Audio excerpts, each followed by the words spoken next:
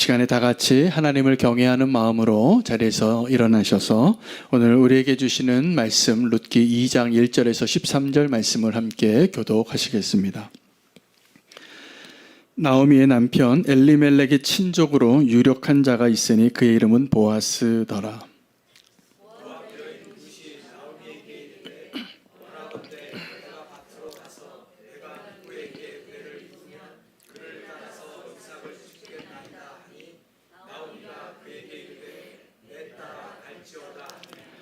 룻이 가서 베는 자를 따라 밭에서 이삭을 줍는데 우연히 엘리멜렉의 친족 보아스에게 속한 밭에 이르렀더라.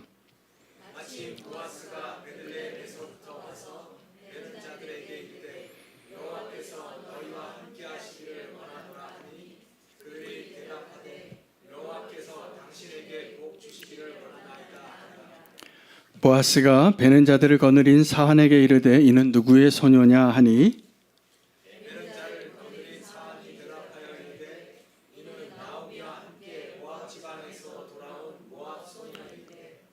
그의 말이 나로 베는 자를 따라 단 사이에서 이삭을 줍게 하소서 하였고 아침부터 와서는 잠시 집에서 쉰 외에 지금까지 계속하는 중이니이다. 보아스가 그에게 이르되 내 딸아 들으라.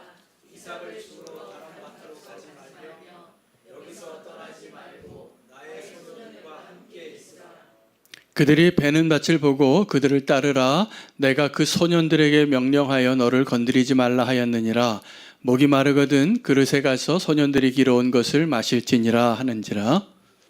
룻이 엎드려 얼굴을 땅에 대고 절하며 그에게 이르되 나는 이방 어린이거늘 당신이 어찌하여 내게 은혜를 베푸시며 나를 돌보시나이까 하니 보아스가 그에게 대답하여 이르되 내 남편이 죽은 후로 내가 시어머니에게 행한 모든 것과 내 부모와 고국을 떠나 전에 알지 못하던 백성에게로 온 일이 내게 분명히 알려졌느니라.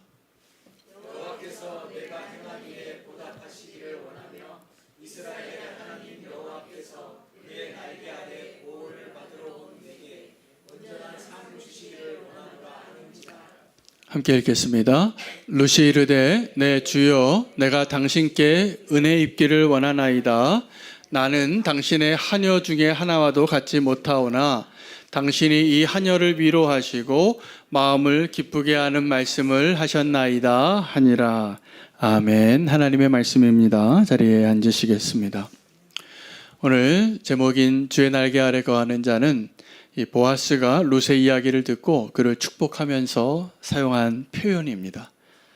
내가 너를 축복하노니 네가 주의 날개 아래 거하는 자가 되기를 원하노라. 하나님이 너를 보호하고 하나님 너를 인도하고 너와 함께 하기를 원한다는 뜻일 겁니다. 오늘 제가 좀 나누고 싶은 말씀은 은혜에 대한 것입니다. 여러분, 하나님의 그 은혜 안에 거하는 사람이 어떤 사람이냐 하면 주의 날개 아래 거하는 자가 되는 것입니다. 그래서 오늘 본문에는 이 룻이라는 그 모압 여인이 남편 잃고 시어머니 따라서 이스라엘까지 들어온 것도 하나님의 그 주의 날개의 인도하심 안에 있었던 것을 우리는 알게 됩니다. 그리고 오늘 우연이라는 만남이 있게 되는데 진짜 이 보아스와 룻이 오늘 드디어 만나거든요. 그래서 오늘 이 두 사람의 만남이 얼마나 하나님의 은혜 안에 있는가를 우리는 좀 발견할 수 있는 시간이 될 것 같습니다. 여러분, 은혜의 관계, 은혜의 사람이 되려면 두 종류의 사람이 필요합니다. 하나는 은혜를 베풀 자가 필요하고 한 사람은 은혜를 받을 자가 필요해요.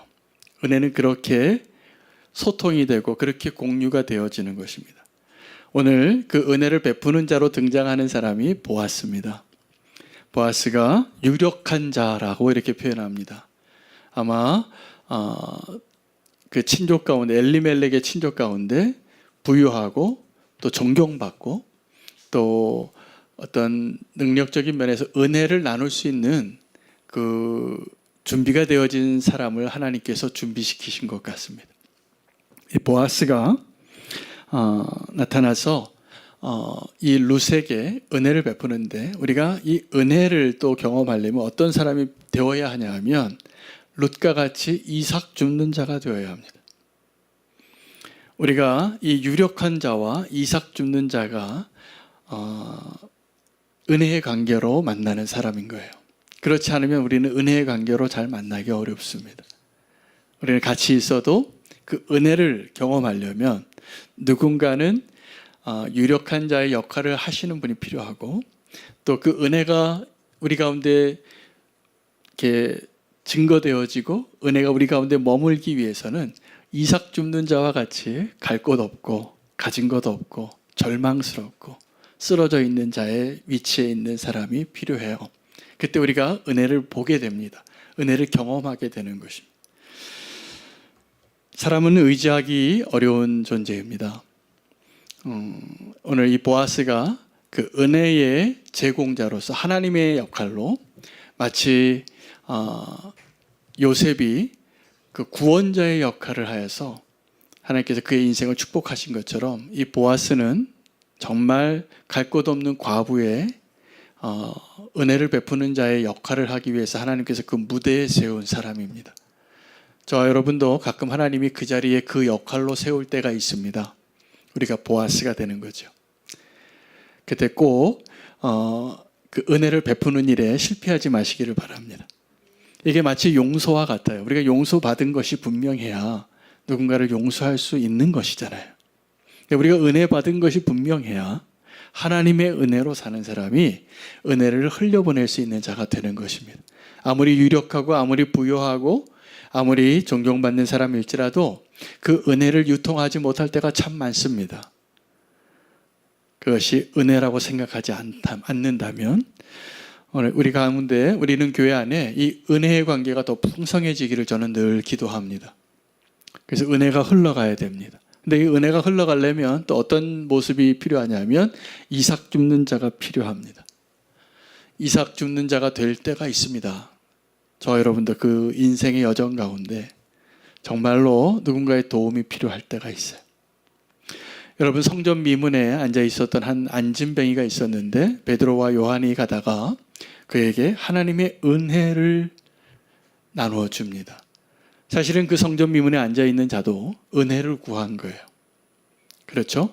여러분, 성전으로 가는 길은 은혜를 구하기에 제일 좋은 길목입니다. 하나님 만나러 가니까. 근데 선한 사마리아인의 비유에 보면 강도 만난 그 사람이 쓰러져 있는데 그곳에 은혜는 보이지 않습니다.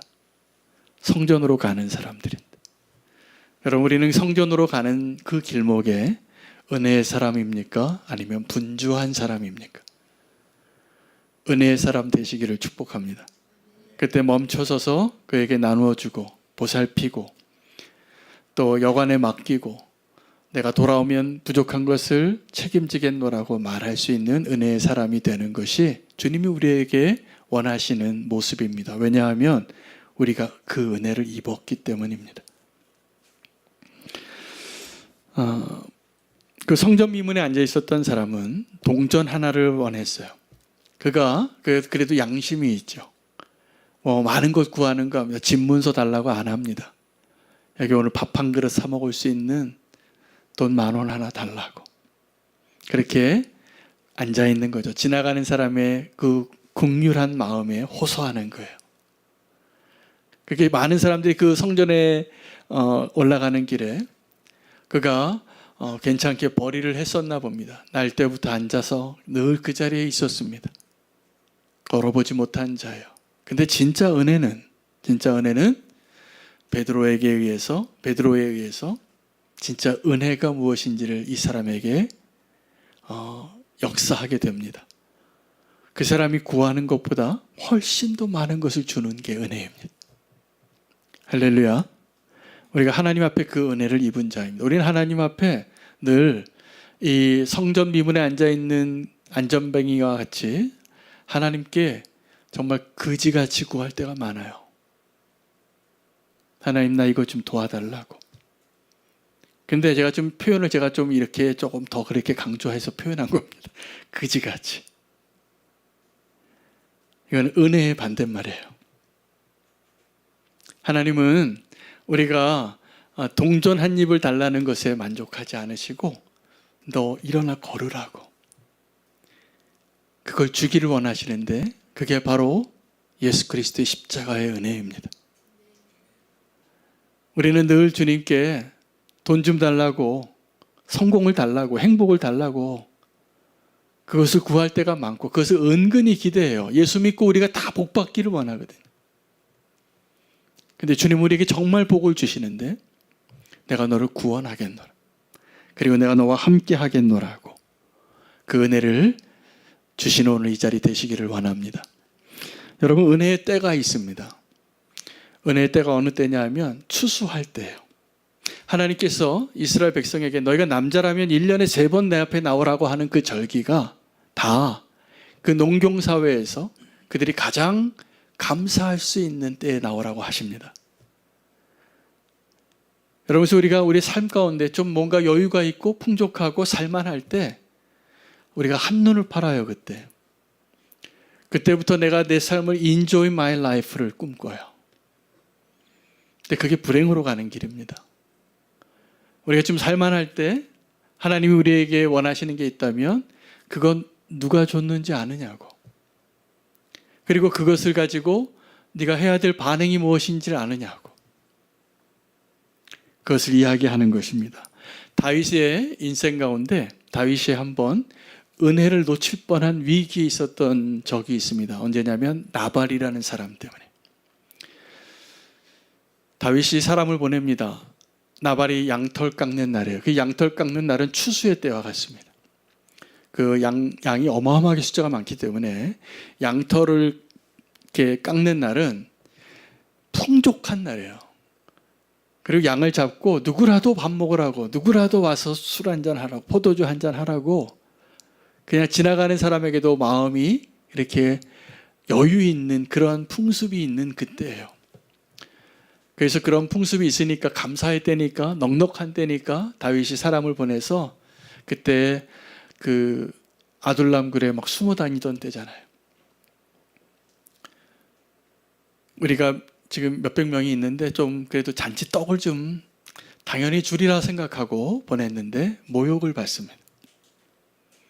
요즘 한간에 주인을 떠난 이상한 놈들이 많더라. 그리고 내가 이 족보도 알지 못하는 사람에게 내가 어떻게 떡을 주겠냐.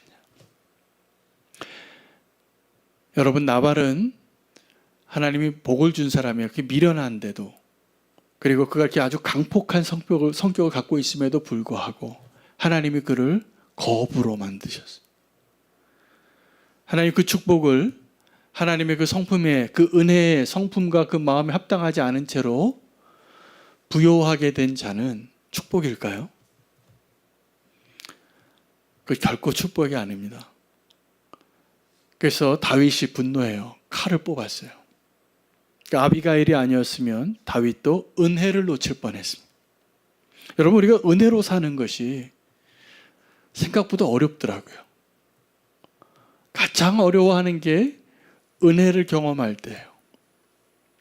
은혜를 경험할 때 우리가 가장 불평하고 비교하고 누군가와 관계가 틀어질 때가 많습니다. 특별히 하나님과의 관계가 틀어질 때가 많습니다. 여러분, 우리는 오늘 이 보아스와 룻의 관계를 통해서 하나님 우리에게 은혜를 주시면 좋겠어요. 정말 은혜로 사는 자가 되기를 원합니다. 나발도 그 탐욕 때문에 잔치를 인색하게 베푼 거죠. 은혜의 사람이 되지 못한 겁니다. 다윗도 그런 사람을 보면서 분노해서 칼을 뽑는 건 어떤 겁니까? 은혜의 사람이 되는 일에 실패한 거예요. 그러니까 우리는 그 잔칫날에 은혜를 잃어버리기 쉽습니다. 이상하죠? 그 잔칫날은 은혜의 날인데 그때 누군가의 탐욕으로, 누군가의 분노함으로 우리에게 허락하신 그 은혜가 사라져버리는 거예요.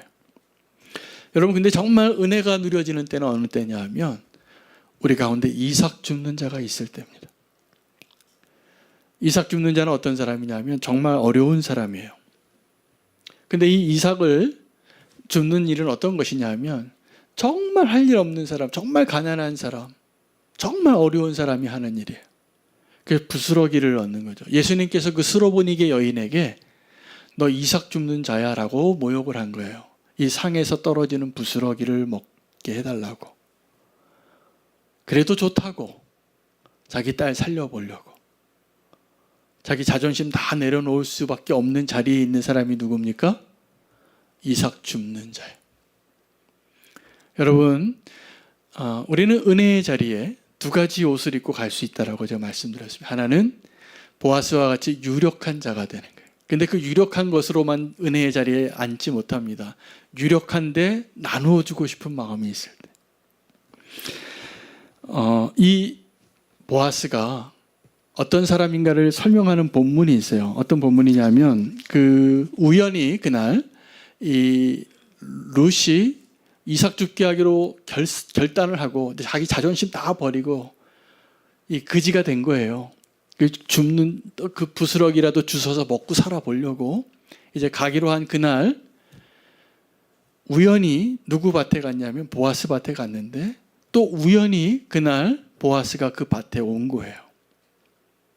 근데 그때 보아스가 왔을 때 그 일하는 사람들에게 서로 인사를 하는데 뭐라고 얘기하냐면 보아스가 그 일꾼들에게 이렇게 인사합니다. 여호와께서 너희와 함께 하시기를 원하노라. 그 일꾼들은 보아스에게 여호와께서 당신에게 복 주시기를 원하노라. 그러니까 이 보아스는 같이 자기가 부리는 사람들과 이 주인으로서의 그 관계가 어떤 관계냐면 복을 나누어 축복하는 관계였어요, 서로. 여러분, 우리 교회 안에서, 가정 안에서, 한 국가 안에서, 우리가 속한 공동체 안에서 서로 축복하는 관계가 되어야 합니다. 할렐루야. 이게 우리의 사명이에요. 이게 아브라함의 후손이 해야 할 일이에요. 그래서 딱 만나면 인사하는 게 여호와께서 당신과 함께를 원합니다. 여호와께서 당신에게 복 주시기를 원합니다. 그 사람이 누구이든지. 이게 아브라함에게 요구하신 복의 축복받는 방식이었어요. 그래서 하나님이 그 아브라함에게 명령하신 게 뭐냐면 너는 복의 근원이 될 텐데 너를 축복하는 자를 내가 축복하고 너를 저주하는 자를 내가 저주할 텐데 너의 사명은 저주의 근원이 되는 게 아니에요. 복의 근원이 되라. 여러분, 믿는 자는, 하나님 앞에 구원받은 자는 그가 어디에서 살든지 복의 근원이 되어야 합니다. 할렐루야. 이렇게 서로 여러분의 직장에서, 여러분의 가정에서 우리의 관계가 다 이렇게 바뀌어야지 마땅한 거예요. 하나님께서 당신과 함께 하기를 원하십니다. 하나님이 당신에게 복 주시기를 원합니다. 이 관계가 지금 안 되고 있다면 다시 그 일을 위해서 기도하십시오. 내가 있는 자리에서 복을 주고 복을 받을 수 있는 관계로 서 있는 것. 이게 지금 보아스의 모습이에요. 그는 유력한 자이면서도 복을 나누어 줄 수 있는 준비된 자였어요. 이 룻과 나오미에게는 구원자와 같아요. 기업을 무르는 자로 등장하는 거예요. 나의 모든 채무를 해결해 주는 자로 등장하는 거예요. 내 삶을 다시 가능하게 해주는 자로 등장하는 거예요. 그런 사람이 빨리 나타났으면 좋겠죠. 우린 둘 중에 하나를 해야 됩니다. 그런 사람 앞에서, 그 하나님 앞에서 내가 이삭 줍는 자가 되든지 아니면 내가 그런 사람이 되어서 누구를 살리고 도와주고 은혜를 베푸는 자로 살라고 주님 우리에게 요구하시는 것입니다. 여러분, 우리는 이 이삭 줍는 자들이 내 주변에 있는가를 확인해 봐야 합니다. 만약에 내 삶의 자리에, 나의 가정에서, 또 나의 관계 안에서, 나의 직장 안에서 내 주변에 이삭 줍는 자가 없다면 나의 은혜에 문제가 있는 거예요. 내가 그 이삭을 줍고자 하는 사람이 내 주변에 많은 것이 내가 하나님 앞에서 은혜의 사람인 증거예요. 오늘 그것을 위해서 결단할 수 있는 시간 되시기를 축복합니다. 만약에 내 역할이 그게 아니라면 이제 두 번째 역할로 하셔야 돼요. 하나님 앞에 내 자존심 다 내려놓고 하나님의 은혜를 구하는 자로 살아야 돼. 이것도 은혜의 자리에 등장하여 우리가 살 수 있는 또 하나의 모습이기도 합니다. 우리는 언제 보아스와 같이 은혜를 나눠주는 자가 될 수 있을까요? 1번, 나의 필요를 다 채우고 내가 만족한 후에 남은 것으로 부스러기를 떨어뜨리는 자가 될 수 있다. 2번, 지금 내가 먼저 필요한 것을 채우기 이전에 누군가에게 나누어주는 자가 될 수 있다. 어느 것이 맞을까요? 2번일 겁니다. 저희 교회가 사실은 굉장히 어렵게 시작한 교회입니다. 정말 아무것도 없이 돗자리 깔고 시작한 교회인데 저희가 처음부터 결정한 게 있어요. 그때부터 선교사 5명을 후원했습니다. 처음부터. 그 선교사님들을 돕는 일이 저는 우리 교회 사명이라고 생각해요. 주님의 뜻을 위해서 안락한 고국 땅을 다 떠나서 사실은 그 이방 땅에 가서 룻과 같이 사는 이방 여인이 되는 거고 나그네가 되는 거고 복음을 전하는 전도자가 되는 거예요. 우리는 그 일을 다 못해요. 근데 그 일을 돕기 위해서 그 후원하고 기도하는 역할을, 이 보아스와 같은 역할을 해야 하는 사명이 교회에게 있습니다. 그래서 지금도 저희는 이제 그러한 일들을 중단하지 않고 우리 교회가 존속하는 한 계속 그 일을 하려고 해요. 기도해 주시기 바랍니다. 하나님 은혜 주시도록. 그래서 그 은혜가 중단되지 않고 그 은혜의 강물이 마르지 않도록. 그러면 우리 교회가 저는 축복받을 거라고 믿어요. 작은 자 사역도 동일한 겁니다. 그 강물줄기가 중단되지 않아야 합니다. 계속 우리가 누군가를 돕고 나누고 흘려보내는 것이 우리를 살리는 거예요. 안 그러면 사해가 되는 것입니다. 여러분, 오늘 이 나오미와 룻의 아름다운 스토리와 오늘 이 보아스와 룻이 만나는 아름다운 스토리가 이제 2막으로 넘어가거든요. 근데 오늘 이 사람들의 모습이 사사시대에 일어났다는 것이 정말 아름다운 이야기죠. 왕이 없어서 하나님의 말씀이 희귀해서 자기의 소견대로 살아서 다 방황하고 정말 고통 가운데 있을 때 하나님께 부르짖어서 하나님이 도와주시는 사사들이 역사하던 그 시대에 여러분 사사기 다 끝나고 그 다음에 룻기가 있거든요. 근데 이 사사시대의 진짜 주인공이 삼손이나 기드온과 같은 멋진 사사들이 아니라 제가 보기에는 이 삶의 자리에서 은혜의 삶을 살았던 보아스와 룻이 진짜 주인공이에요.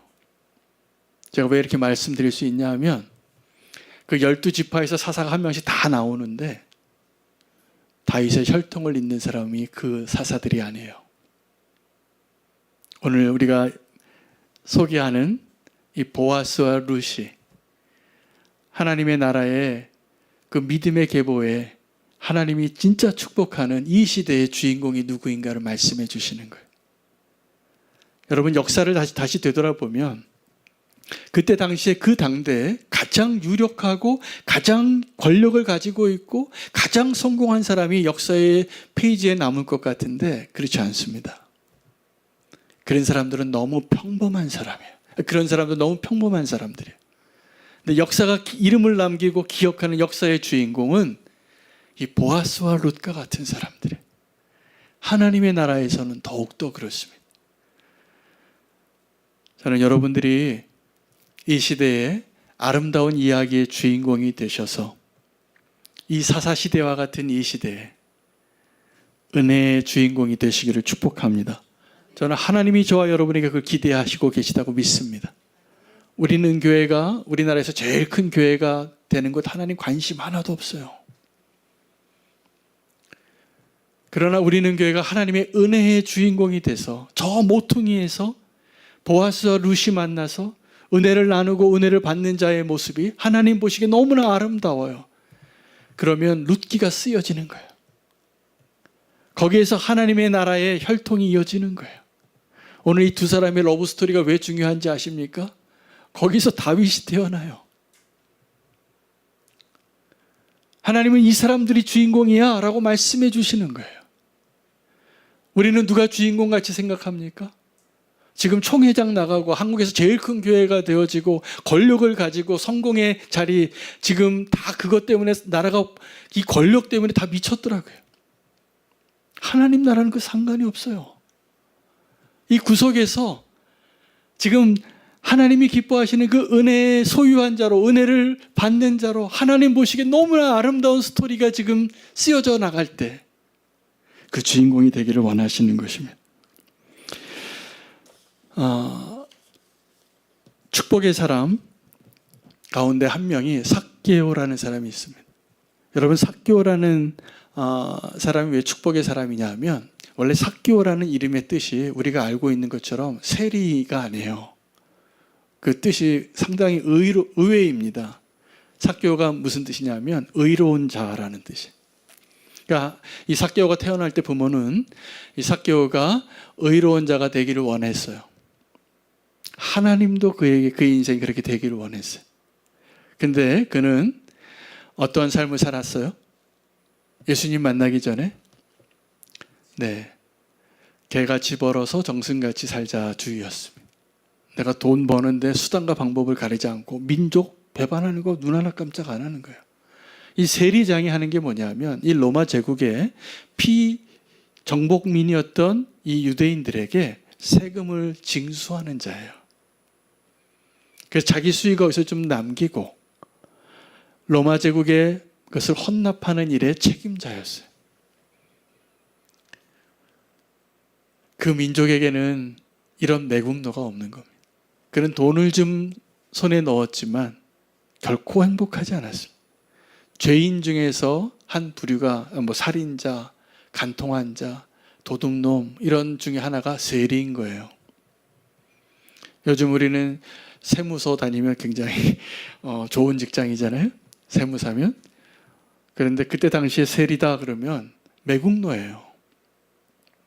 돈 벌기 위해서 나라를 팔고 자기 민족을 팔고 수단과 방법을 가리지 않았던 그가 예수님을 만난 거예요. 그리고 진짜 삭개오가 되는 거예요. 우리는 다 이전에 삭개오와 같이 살았던 사람인데, 그 복의 개념이 뭐냐면 물질적인 것, 소유하는 것, 장수하는 것, 오래 사는 것, 행복한 것, 이런 것이 우리가 생각하는 복이었어요. 여러분, 성경에서 말하는 복은 이런 물질적인 것과 소유하는 것이 아니라 관계적이에요. 그러니까 우리가 어떤 사람이 복된 사람이냐면 관계적으로 다 내가 사랑과 은혜가 흘러가는 자리에 있는 사람이 행복한 사람이고 복 있는 사람이고, 그게 아브라함의 후손의 모습이에요. 그게 아브라함에게 말했던 블레싱이에요. 근데 지금 우리가 생각하는 이 세상에서의 그 복은 부자 되는 게 행복이라고 생각하는 방정식 가운데 살아가고 있다는 거죠. 근데 삭개오가 그런 사람이었어요. 그 삭개오가 진짜 축복을 받습니다. 언제요? 예수님을 만나고 나서. 오늘 이 은혜는 하나님이 우리에게 주시고 싶은 가장 큰 축복인데, 이 이삭 줍는 자가 또 어디에서 성경에 소개되냐 하면, 광야에서 이스라엘 백성이 먹고 살기 위해서 하나님이 허락하신 하늘의 양식, 그 만나가 이삭 줍기 하여 사는 겁니다. 매일 만나를 먹는데 일용할 양식을 얻게 되는데, 그 가시와 같이 생긴, 그 알곡같이 생긴 천국의 양식이죠. 그 광야에서 도저히 기경에서는 얻을 수 없는 그 먹을 양식을 줍는데, 다 이삭 줍게 하듯이 하나님이 허락하신 거예요. 근데 그 은혜가 어떤 거냐면, 많이 주울 수도 있고 적게 주울 수도 있는데 나중에 집에 가져가면 똑같아지는 아주 놀라운 신비한 음식이에요. 이게 만나예요. 그리고 그것을 아무리 많이 쌓아놔도 유효기간이 하루밖에 안 되는 거예요. 냄새가 나서 먹을 수가 없는 거예요. 여러분, 이게 하나님의 은혜의 방식입니다. 우리는 하나님의 은혜의 방식을 의지하기보다 내 힘으로 살기 위해서 우리는 다 어떤 계산을 할까요? 쌓아놓고 싶어 합니다. 그리고 그것을 의지하고 싶어 합니다. 대부분 다 저축하고 사실 거예요. 어떤 분은 빚이 더 많은 분도 계세요. 그런데 이게 은혜의 방식하고는 전혀 다른 이야기예요. 은혜는 하나님께서 우리에게 어떠한 삶의 태도를, 어떤 삶의 기도를 요구하시는 것인가 하면 일용할 양식을 구하는 자가 되는 거예요. 여러분, 정말 은혜의 사람이 되기를 원한다면 그 기도하시기를 바랍니다. 이삭 줍기 하는 자 되시기를 축복합니다. 내가 만약에 보아스와 같이 누구에겐가 책임지고 내가 너를 책임질게라고 말할 수 있는 자신이 없다면 이삭 줍기 하실 수 있는 자가 되시기를 축복합니다. 오늘 주의 날개 아래 거하는 자 두 사람을 보게 됩니다. 하나는 보아스고 하나는 룻인데, 보아스 안에 그리고 룻 안에 하나님이 보입니다. 오늘 그것을 말씀드리고 말씀을 나누고자 마치려고 합니다. 여러분, 룻은 이 보아스가 룻을 보면서 칭찬해요. 내가 이미 다 들었는데 네가 이방 여인인데 어떤 결단으로 네가 무엇을 포기하고 네 시어머니를 따라왔는지를 내가 다 들었다. 그러니까 여러분, 이 룻은 지금 너무나 가난한 과부가 되어서 이삭 줍기 하지 않으면 하루하루 먹을 양식이 없는 자이지만 사실은 이 룻은 엄청난 은혜의 사람이에요. 이 시어머니 룻을 따르기 위하여 자기가 자기의 삶을 위해서 선택할 수 있는 그 모든 초이스를 포기한 사람이에요. 이걸 은혜라고 하는 것. 여러분, 이 이삭 줍기 하는 사람일지라도 내가 누군가에게 의지할 버팀목이 될 수 있고 누구를 위해서 살려낼 수 있는 그 소망의 근거가 될 수 있는 존재가 되어지는 것이에요. 여러분, 룻은 가난한 여인이었지만 은혜의 사람이었습니다. 보아스는 어떠한 사람입니까? 가난한 사람이 늘 그를 따르는 사람이에요. 그의 밭에는 이 룻과 같은 이삭 줍기 하는 자들이 많았던 거예요. 자기 일꾼들에게 평소에도 그렇게 명령하고 지시했던 사장님인 거예요. 이거 가난한 사람들을 위해서 다 줍지 말고 남겨놓고 좀 떨궈 놓고 가라고, 흘리고 가라고. 그러니까 그 일꾼들이 이 보아스를 오래간만에 만났는데 사장님이 오셨는데 축복하는 거예요. 하나님께서 당신과 함께 하기를 원합니다. 하나님이 당신에게 복 주시기를 원합니다. 여러분, 우리가 평소에 이삭 줍기 하는 사람들을 돕는 일이 있어야지 이 축복을 나눌 수 있어요. 많은 경우에 주변에 기독교에서 실망하시는 분들이 있는데 기독교인들이 너무 이기적이라는 거예요. 많이 듣습니다, 제가 그 이야기를. 이거는 우리가 복에 대한 개념을, 은혜에 대한 개념을 실패한 거예요. 은혜의 사람이 되는 일에. 그래서 저는 우리는 교회가, 또 우리는 교회 성도님들이 잘 흘리고 다니는 사람 되시기를 축복합니다. 할렐루야. 좀 은혜를 나눠주고 다니세요. 좀 칠칠맞게 흘려 다니고 의도적으로 좀 이렇게 남기고 가고, 너무 그 깨끗하게 다 내 거 챙기고 살지 마세요. 은혜가 없어요, 거기에는. 우리가 은혜 받은 자인데 그 주인의 상에서 떨어진 부스러기 먹고 살았던 자예요, 우리가. 그 은혜를 잊지 마시기를 축복합니다. 보아스 안에 정말 하나님과 같은 그 마음이 있어요. 그 보아스 안에 드러난 하나님을 우리가 오늘 발견할 수 있어야 돼요. 만약에 하나님이 주신 은혜가 있어서 내가 지금 유력한 자라고 생각하시면 잘 흘려보내시기를 바라고. 여러분, 룻도 그러니까 자기가 이렇게 가난함에도 불구하고 그 몸 하나, 그 시어머니 따라오면서 얼마나 의지가 됐겠어요. 이 소문이 다 난 거예요, 예루살렘에. 이 사사시대에 그런 아름다운 이야기가 있을까 싶어요. 아마 없었을 겁니다. 그러니까 하나님 주목하시는 거예요. 하나님이 주목하시면 그 사람이 주인공이에요. 세상이 주목하는 게 주인공 같죠? 세상이 박수치고 카메라에서 막 방영해서 방송에 막 나오고 연봉이 많아지고 뻥뻥거리고 찰고 이게 주인공 같지만 그런 사람들은 하나님의 나라의 무대에서 다 엑스트라예요. 은혜가 없어서. 우리가 정말 은혜를 받고 살고 은혜를 나누고 살 수 있다면 하나님 보시기에 이렇게 이야기하실 거예요. 이런 사사시대에 이런 아름다운 이야기가 있는가? 여러분, 이게 우리의 목표가 됐으면 좋겠습니다. 우리의 꿈이 됐으면 좋겠습니다. 우리가 있는 자리에서 하나님의 은혜를 구하고 하나님의 은혜를 나눌 수 있는 자가 되는 것. 그래서 하나님이 그들에게 보답해 주세요. 하나님의 나라에 주인공이 정말 태어나요. 이 두 사람의 만남을 통해서. 보아스와 룻을 통해서. 다윗이라는 사람이 태어나는 겁니다. 여러분, 우리가 하나님의 은혜로 살면 하나님께서 우리에게 은혜의 열매들을 풍성하게 허락하실 것이라 믿습니다. 여러분, 우리가 지금 한번 돌아보시고 내 삶에 너무 은혜가 없어졌다 생각하시면 오늘 이 자리가 은혜의 자리로 나아가는 시간입니다. 오늘 그것이 회복될 수 있는 저 여러분 되시면 좋겠습니다. 오늘 주님께서 주의 날개 아래 거하는 것, 주의 임재 아래 거하는 것, 이것이 우리의 소망이 되고 우리의 결단이 되고 우리의 꿈이 되기를 원합니다. 함께 찬양하고 하나님께